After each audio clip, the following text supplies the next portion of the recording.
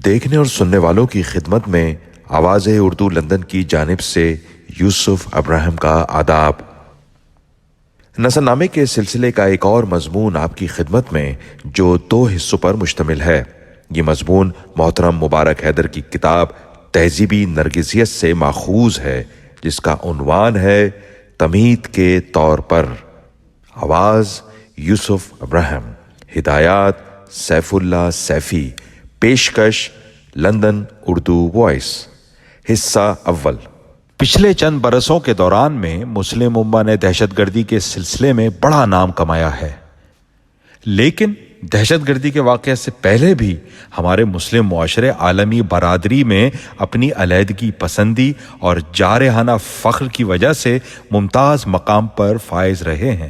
دنیا بھر میں اسلام اور دہشت گردی کے درمیان تعلق کی تلاش جاری ہے، اور بیشتر خوشحال یا ترقی یافتہ معاشروں کا دعویٰ ہے کہ جسے دہشت گردی کہا جا رہا ہے وہ سرگرمی اسلام کے بنیادی کردار کا حصہ ہے۔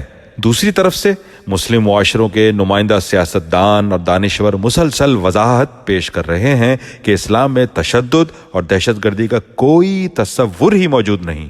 حقیقت کیا ہے، یہ جاننے کی ضرورت شدت سے محسوس کی جا رہی ہے۔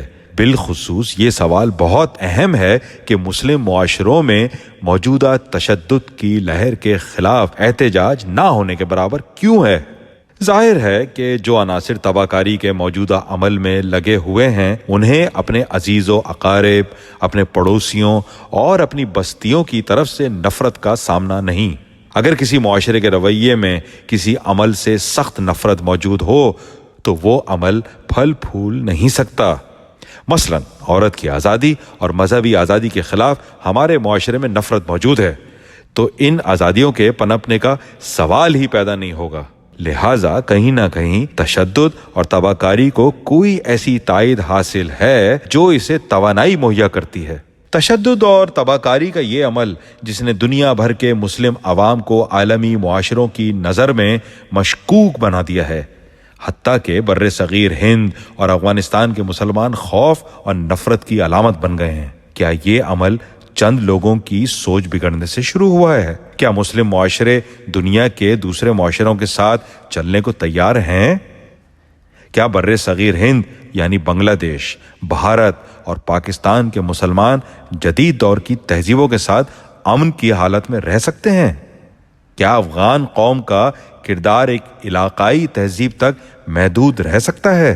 یا قدیم فاتحین کی یہ قبائلی آبادی وسط ایشیا، چین، پاکستان اور بھارت کو فتح کرنے کی آج بھی ویسی ہی خواہش رکھتی ہے جیسے ہزاروں برس کے دوران میں رہی ہے؟